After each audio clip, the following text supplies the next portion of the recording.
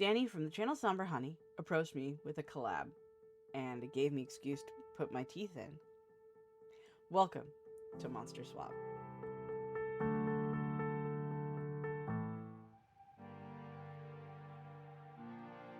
Hey guys, Crystal here, and yes, this is a special video brought to you by me and Danni from the channel Somberhoney, because we both have our particular monster, as some of you may know.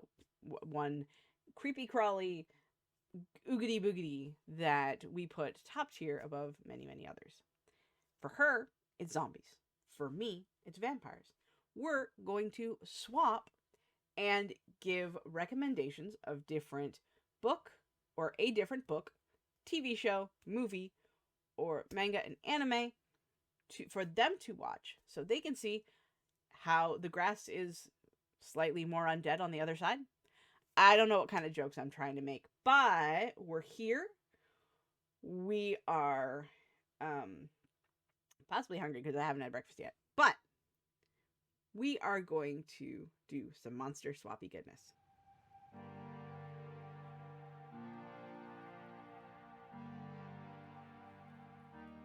Television show. So every single category is really hard, but we figured picking a couple or one or whatever of each to not, be overwhelming or anything like this, because this is our special event for October. For television show, I picked Moonlight. Now, Moonlight is a show about a private investigator and a reporter meeting and also, solving weird mysteries and crimes and stuff like that. It is very much Monster of the Week, except for crime, because it's a vampire crime show. Much like Forever Night back in the late 80s, early 90s. Fun fact about Forever Night, which was also was going to be one of my recommendations, is Moonlight was the creator's attempt to try to semi-revive Forever Night for modern audiences. Now, for this instance, instead of a police officer, the vampire is a private investigator living in LA. He is only 85 years old, being turned somewhere around World War II. And the reporter is a young woman, and it's a, instead of like a actual like TV news reporter, she is a reporter for an syndicated internet news show by the name of Buzzwire. And they meet over a dead body that looks like it was attacked by vampires. At least that's the pilot episode. And for Moonlight, since it's very old, from the early 2000s, and also only survived one season because of the writer's strike all the way back when, I will be sending a link to Danni for my Google Drive and the first episode, as well as the next one, probably just in case you're curious, will be on my Google Drive. Yes. It is one of my favorite vampire shows of all time. I watch Forever Night constantly. I watch Vampire Diaries constantly. I watch occasionally True Blood, but I'm not a big fan of all the nudity and sex and stuff.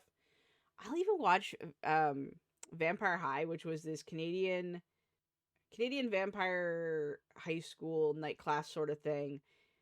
But that's like the cringiest thing we think like money can buy. I think it came out when I was like 6. But it was super fun.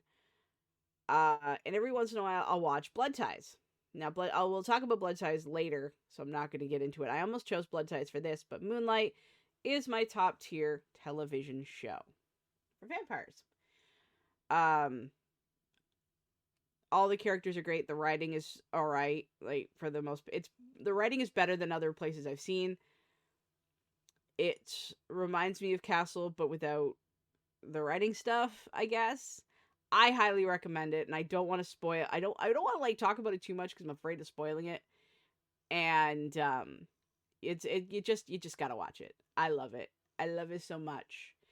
So yeah, that's my television pick. Moving on to movies.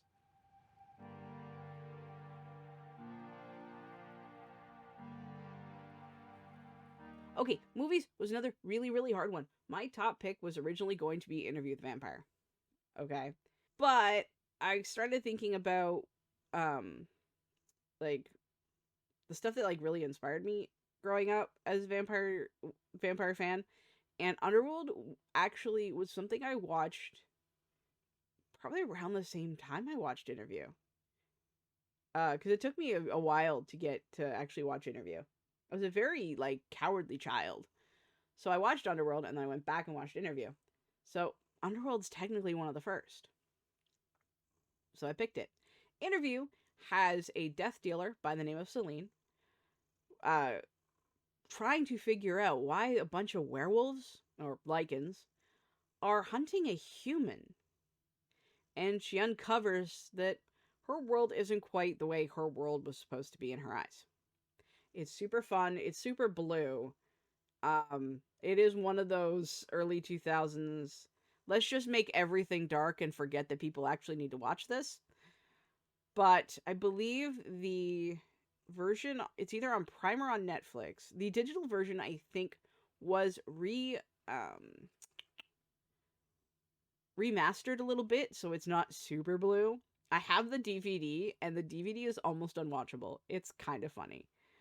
But Underworld is a really good movie. It's one of the things that inspired the very original thing that should no longer be named since it was a giant epic failure.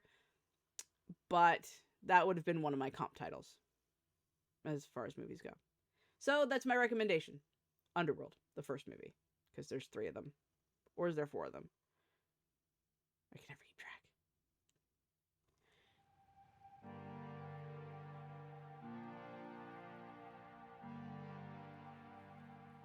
A book. So what vampire book could I possibly recommend Danni? It's really hard because we all know I'm not a big reader. And Vampire Diaries and True Blood both been turned into shows.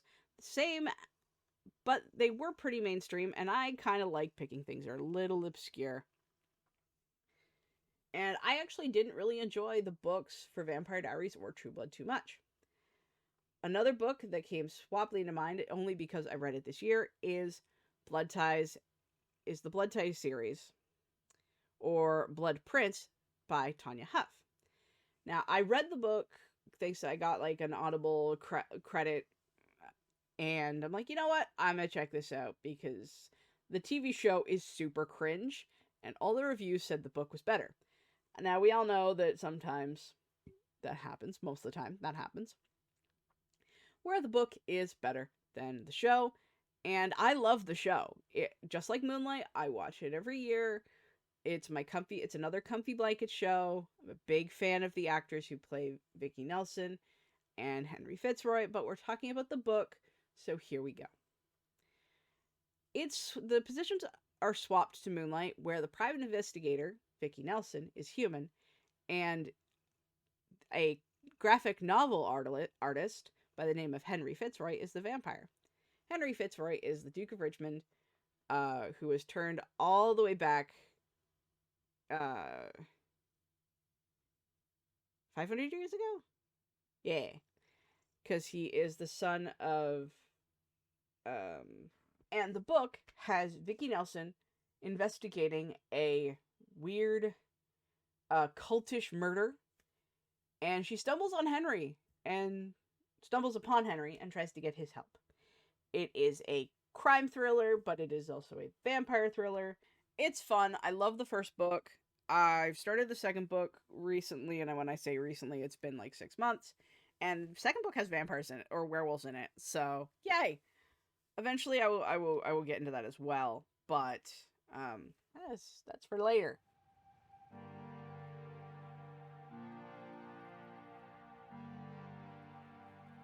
Final category is manga/anime. This was a little hard as well, but for different reasons. I've only watched 3 vampire anime in my life: Trinity Blood, Vampire Knight, and Blood Plus.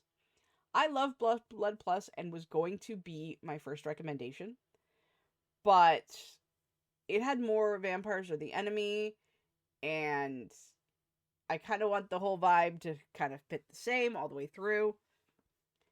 And Vampire Knight was really good up until a certain point where it's very problematic. So as long as you stop before the problematic parts, which I think is like the second season.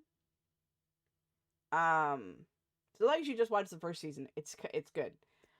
Vampire Night is about it's in a world where their vampires are open, and you have a night class and a day class. The day class are for humans, the night class are for vampires, and they kind of meet halfway along this bridge, but they also don't. You're not supposed to really. I guess that's only during one episode. You're not supposed to get involved with the night class because they're vampires, and duh.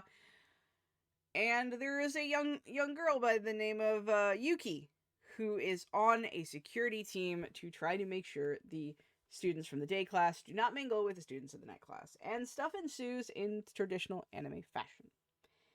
I like it, like I said, up until the problematic parts, so that is my recommendation. I did have like other backups for anime. There is also Trinity Blood and Blood Plus, like I said before. For TV, there is Forever Night is another good one.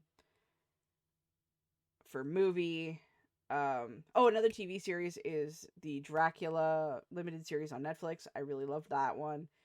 And for movie, Dracula the Untold, as much as Universal cocked up their own dark universe, and The Mummy is questionable to say the least, I liked Dracula Untold and kind of wished that we would have gotten more of that.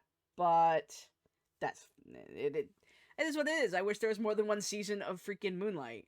Like, that made me really mad because they set up they set up this like secret this organization that appears, or this person that appears, and they like have the names of like every vampire in LA, and you don't ever get to know what happens.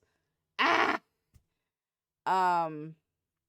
But yeah, like those are my favorite vampire medias of all time, and I am recommending them to Danny, and Danny is going to recommend some zombies to me, and I'm going to watch / read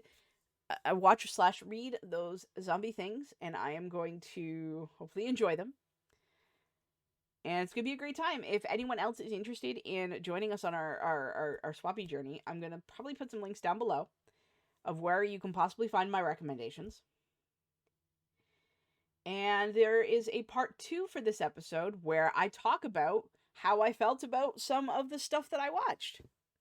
I think. Is that the plan, Danny? Comment down below if that's the plan. Or message me if that's the plan. We did have a plan, right? I should have had caffeine. Anyway, my upload schedule is water through a sieve at the moment, but I try to upload at least once a week. It's been a few, because I took some time off and then got a job. Whoops. I stream with the Chaos Queens, but we're still figuring out when we are streaming together, because scheduling is fun. So TBD on all streams. If you hear I'm streaming, I did it, I guess. Anyway, thank you guys so much for watching. I hope you enjoyed me rambling on about some of my favorite vampire medias. Comment down below if there were some vampire things that I didn't think of that I should go check out, because your girl loves vampires. Duh. Yeah. Till next time, I love and appreciate every single one of you, and I'll see you guys in the next video or stream or wherever the hell you're gonna find me next. Bye, guys!